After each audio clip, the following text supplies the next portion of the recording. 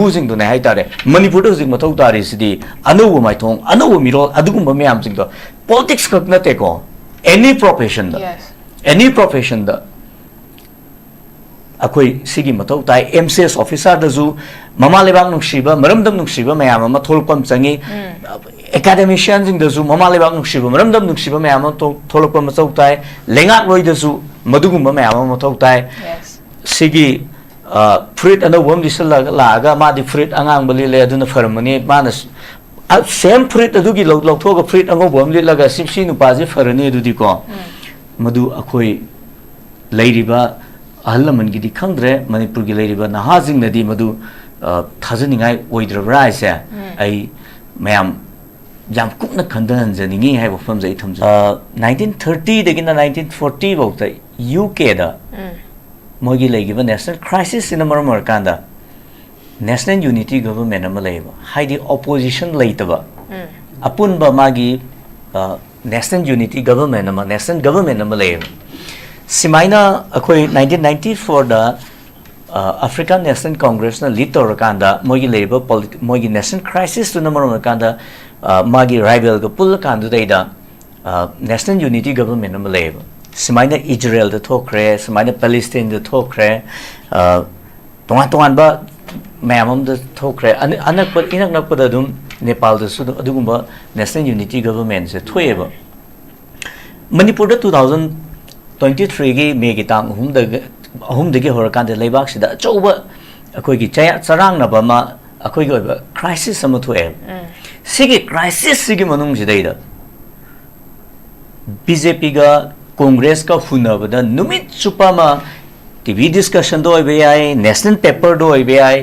state paper sing to IBI masi tawraga layeba mase akoi gi political leaders sing sa matik cha da bine national crisis matam da political parties sing sa magi karam thodang logu de ge sa masi understand to deba Congress ka BJP ga Manipur da leiriba moi ani do pul kanda haidi Manipur da hujik MLA lerisi NPP ne BJP ne Congress ne NPF ne smile leram mani hai tare ko at least Manipur gi lady ve fibam zeda moi ani du dang hunabale pirabo gaiba akoi na ngasi akoi gi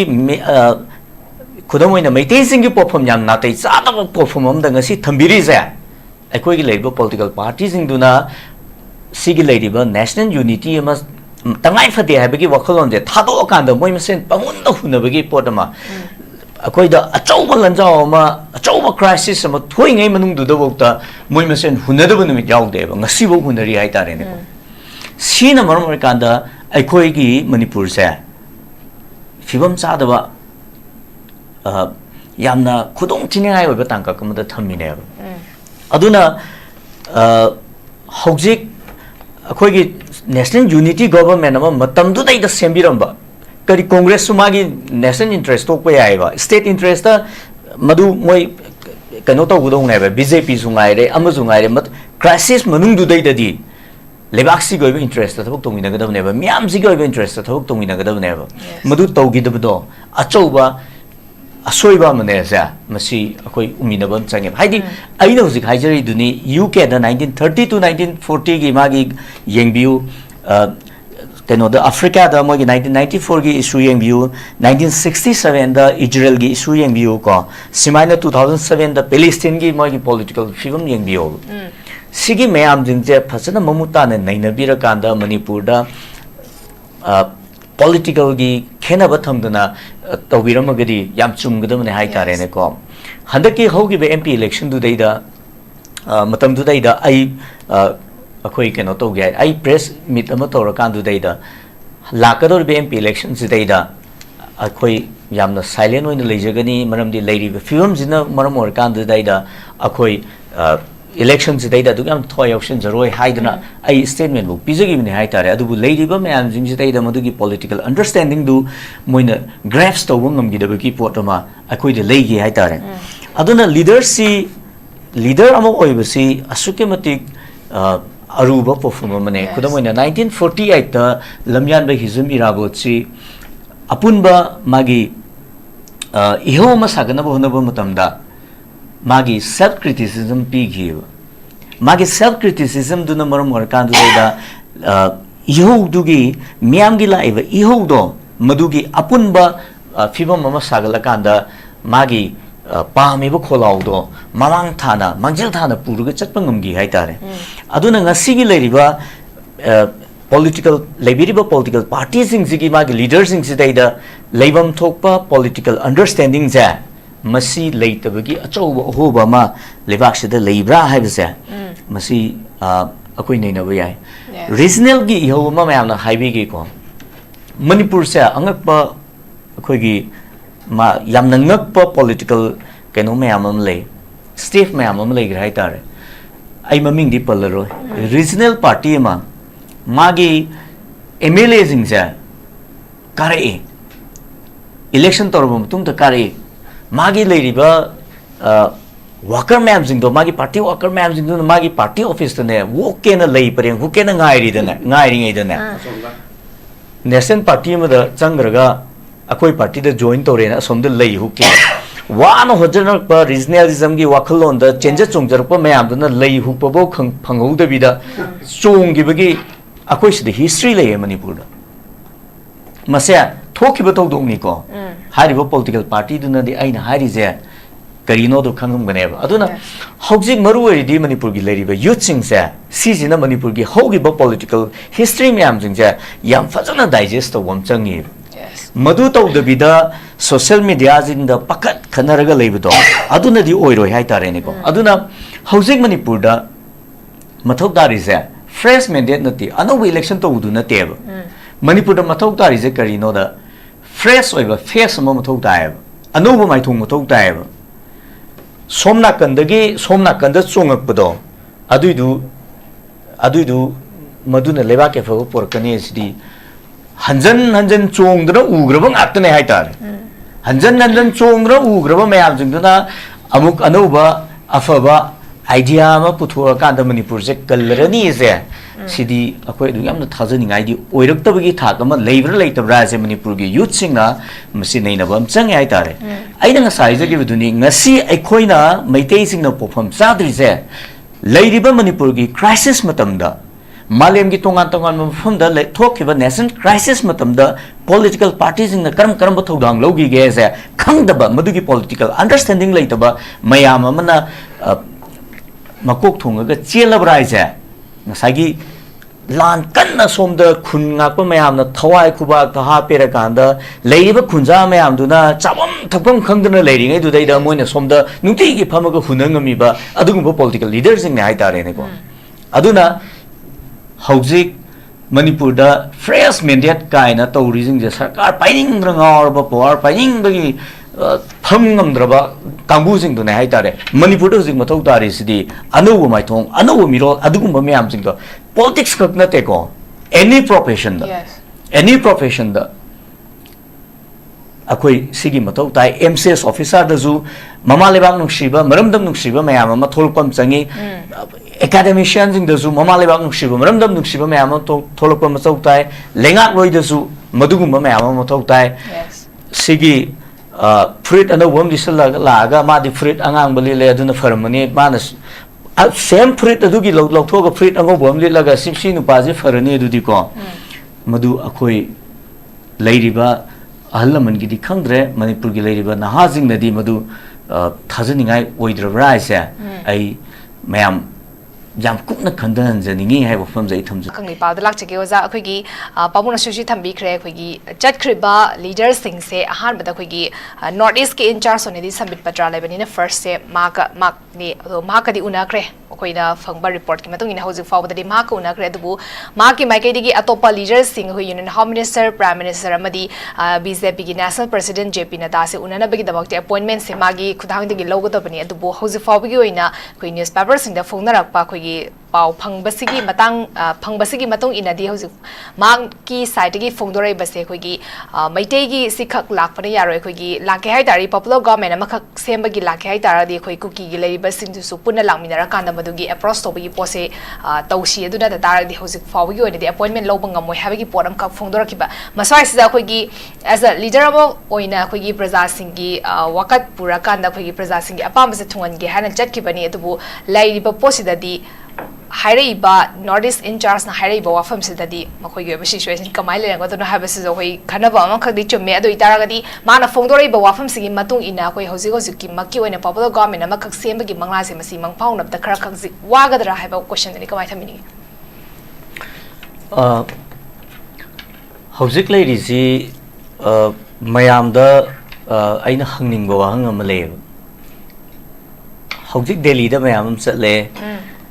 aduga mogi leader una phangdre haiba potama mayam da sum lei hai tare ko adu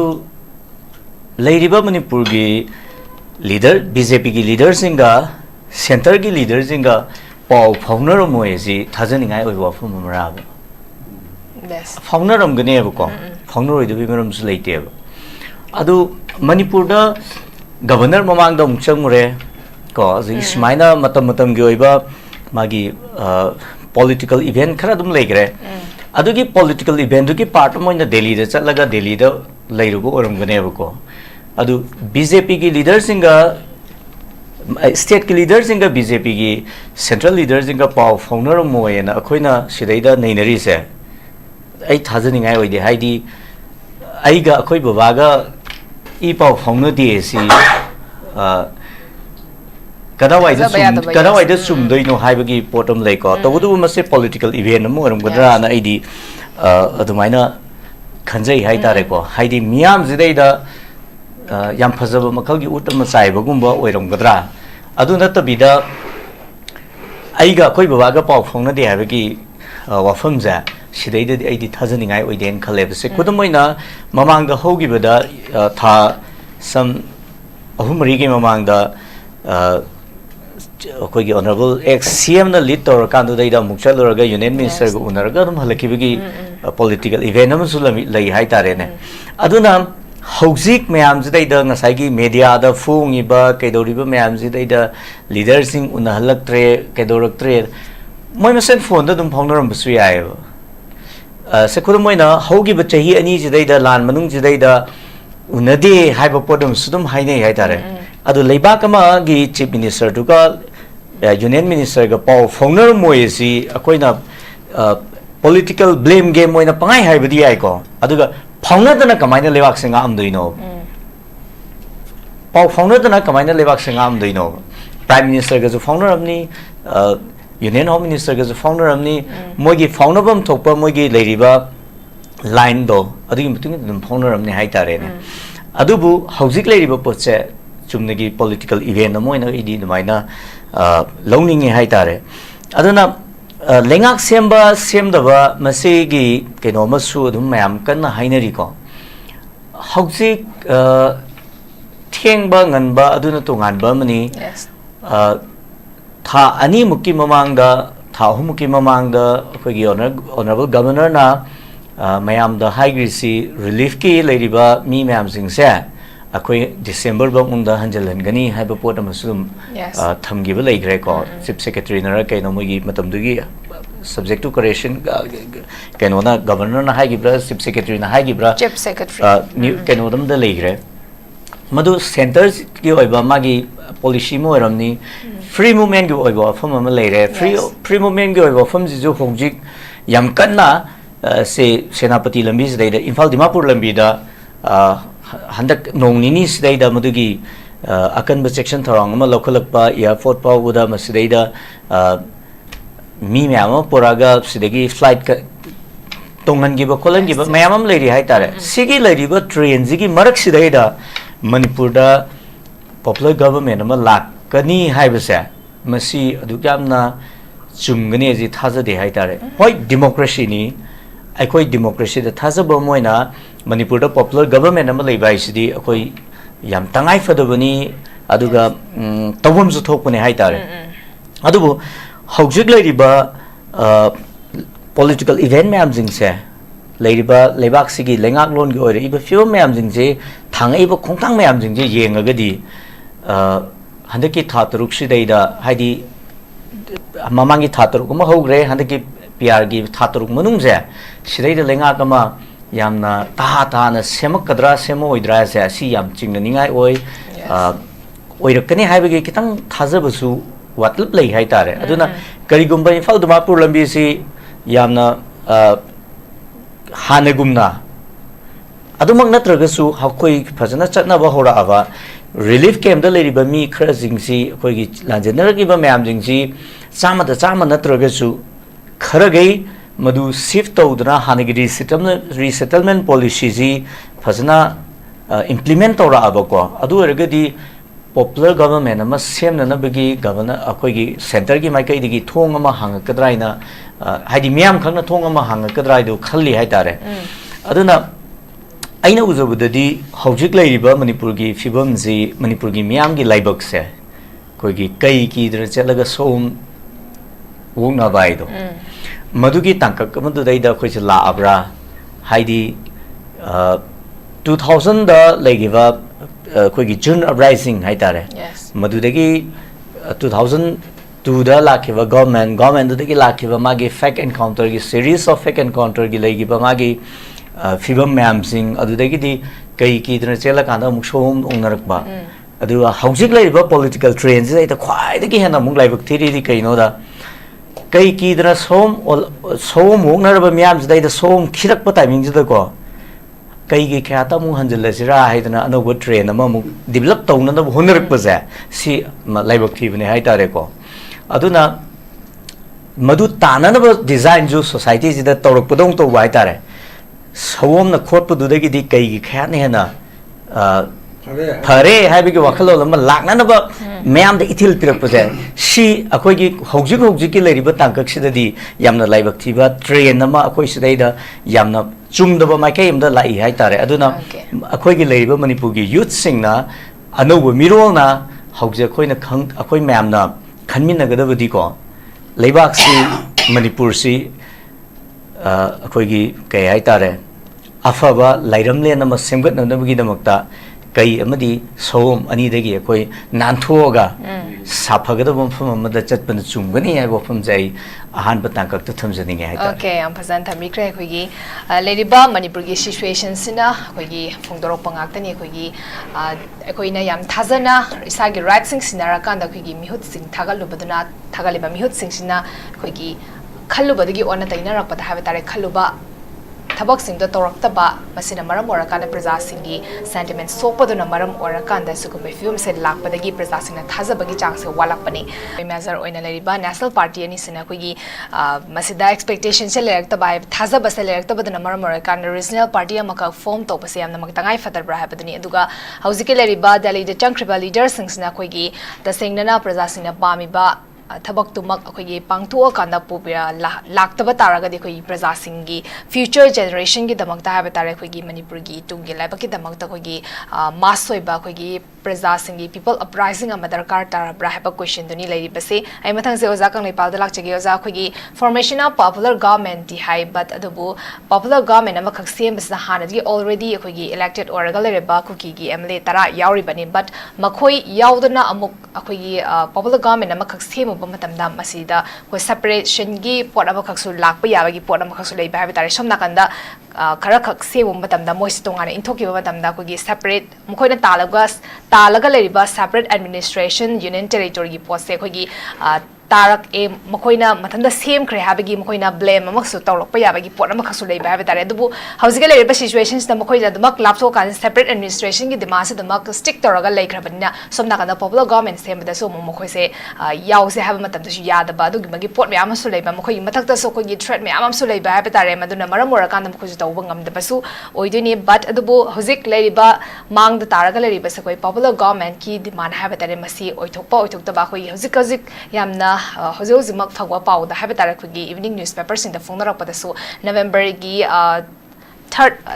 week haba tare du phau ki marung da popular government amakak semba yabagi possibility leire habagi por amakak sure masi koi praja singnadi thazaba se dum watlagani kai gino hama tamna mama da thazaba me am tham kre du thabak to onthorok ta manga ta oi khibani na dumak thazaba se leita bagi por amakak sure kamai thamini I ahamadasu dum haijigi say it's just a political event adu akhoi da soirise masi kadawai dano se aina swai matang da thamjani nge haidare malemgi magi history da kamai thoki ge se akhoi yengbam sangba national crisis matamda political parties in mana logo the birth who dance kari no have ze akhoi gi leiba manipur gi political parties in ngatong le to madugi khangdaba madugi nainadaba report moina hogi ba chahi ani khra hen ba za admaina ujai hai tare 1930 degina 1940 bokta UK da mogi leigiba national crisis in amar kanda national unity government ama leiba haidi opposition leitaba apunba magi national unity government ama national government ama leiba simaina akhoi 1994 da African National Congress na lead torakanda mogi leiba mogi national crisis to namar kanda magi rival ga pul kanda daida national unity government ama leiba simaina Israel da thokre simaina Palestine da thokre tongan ba mayamam da thokre anak inak nak pada dum Nepal da su adugumba national unity government se thoeba Manipur da 2023 gi me gi tang hum da gi horakan da leibak sida choba akoi gi chaya charang na ba ma akoi gi ba crisis sama thoe sigi crisis sigi manung sida ida BJP ga Congress ka funa ba da numit supama TV discussion do IBI national paper do IBI state paper sing do IBI masi tawraga layeba mase akoi gi political leaders sing sa matik cha da bine national crisis matam da political parties sing sa magi karam ba thudang logo dige sa masi understand taw deba Congress ka BJP ga Manipur da layriba moi ani do pul kanda haidi Manipur da hujik MLA layri NPP ne BJP ne Congress ne NPF ne smile ramani hai tare ko at least Manipur gi leiri ve fibam zeda moi ani du dang hunaba lepira bo gaiba akhoi na ngasi akhoi gi khudamoi na maitai sing gi perform yam na tai cha da perform am da ngasi thambiri za akhoi gi leiba political parties sing du na sigi leiri ba national unity ama tangai phade ha bagi wakhalon je thado kan da moi masen pamun da hunaba gi potama akhoi da achauba lanjao ma achauba crisis ama thoi ngai manung du da bokta moi masen hunada bu numit yaw de ba ngasi bo hunari hai tare ne sina maram kan da akhoi gi Manipur se fibam cha da ba yamna khudong tingai ba tangka kam da thamine ba aduna hojik akhoi gi national unity government ama matam du dai da sembiram ba kari Congress sumagi national interest to ko yai ba state interest da madu moi kano to gudong ne ba BJP sungai re ama sungai re mat crisis manung du dai da di lebak si go interest ta thok tongi na ga ne ba miam si go interest ta thok tongi na ga ne ba madu to gi da do achau ba asoi ba mane sa masi akoi umina ban change haidi aina hujik haijari duni UK da 1930 to 1940 gi magi yengbiu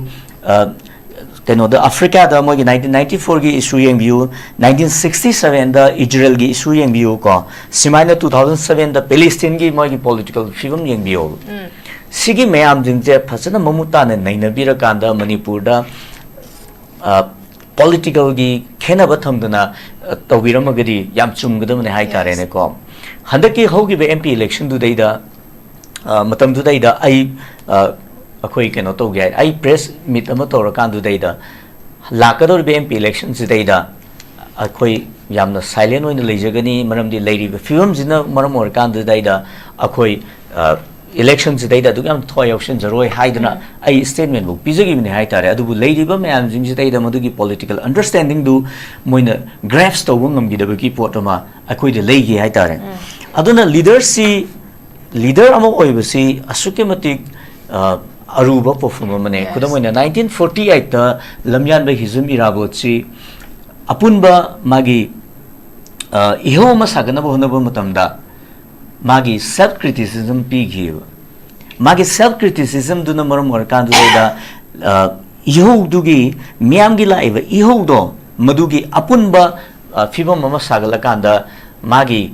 pami ba kholau do mamang thana mangjil thana puruga chatpa ngamgi hai tare aduna ngasi gi leiriba political political parties sing sigi magi leaders sing sidai da leibam thokpa political understanding ja masi leitabagi achau hoba ma lebak sida leibra haibsa masi akoi nei na bayai Yes. regional gi iho ma mayam na highway gi ko manipur sa angak pa akoi gi ma yam na ngak pa political keno mayam am le state mayam am le grai tare ai maming di palaro regional party ma magi MLA jing sa kare election torbo tung ta kare magi leiriba worker ma'am jing do magi party worker ma'am jing do magi party office ne wo ke na lei pareng hu ke na ngai ri da na ngai ri ngai da na national party ma da changraga akoi party da join tore na som da lei hu ke wa no hojar pa regionalism gi wakhalon da change chongjar pa ma'am da na lei hu pa bo khang phangau da bi da chong gi bagi akoi si da history lei manipur da masya thoki ba tawdong ni ko hari ba political party du na di aina hari je karino do khangam gane ba aduna hojik maru oi di manipur gi leriba youth sing sa si jina manipur gi hogi ba political history myam jing ja yam fajana digest to wam changi Yes. madu taw da bida social media jing da pakat khanaraga leiba do aduna di oi roi hai tare ni ko aduna hojik manipur da mathok dari se fresh mandate nati ano election to udu na te ba manipur da mathok dari je karino da fresh oi ba face ma mathok dai ba ano ba mai thong mathok dai ba somna kanda chongakpado aduidu maduna leba ke fa porkane sidi hanjan chongdra ugraba ngakne haitar hanjan chongdra ugraba mayam jingduna amuk anoba afaba idea ma puthura kanda manipur je kalrani je sidi akoi du yamna thajani ngai di oiraktabagi thak ama leibra leitabra je manipur gi youth singna masi nei na bam chang ai tare aina nga sai je gi duni ngasi aikoina meitei singna pofam sadri je leiriba manipur gi crisis matamda malem gi tongan mafam da le thokiba nation crisis matamda political parties in the karam thodang logi ge je khangdaba madugi political understanding leitaba mayam amana makok thonga chelabrai je ngasagi lan kanna somda khun ngakpa mayam na thawai khuba ka ha pera kanda leiriba khunja mayam duna chabam thapam khangdana leiringai du daida moina somda nungti gi phamaga hunangami ba adugumba political leaders ing nai tare ne ko aduna hojik manipur da fresh mandate kaina taurizing je sarkar paining rangor ba power paining bagi pham draba kangbu sing du ne hai tare manipur da jing mathau tare sidi anu mai thong anu miro adugumba mayam sing do politics kak na te ko any profession da any profession da akoi sigi mathau tai MCS officer da ju mama lebang nungsiba maramdam nungsiba mayam ma tholpam changi academician jing da ju mama lebang nungsiba maramdam nungsiba mayam tholpam ma chau tai lengak roi da ju madugumba mayam ma thau tai sigi fruit ana wam disal laga ma di fruit angang bali le aduna farmani manas same fruit adugi lok fruit ango bom le laga sipsi nu paji farani adudi ko madu akoi leiriba ahlaman gi di khangdre manipur gi leiriba nahajing nadi madu thajaningai oidrabra ase ai mayam jam kupna khandan janingi hai wafam jai thamjaningai Okay. Kogi lariba koi political party or political leader khakna tabida kogi every section da lariba kogi department every section every department da lariba miyoi singsina kogi yamna singna sincerity amaga loinena manipur gi damakta thabak tarok taragadi masingasi manipur gi praja singda wari basuzu wafam thoktabagi potuni ai mathang se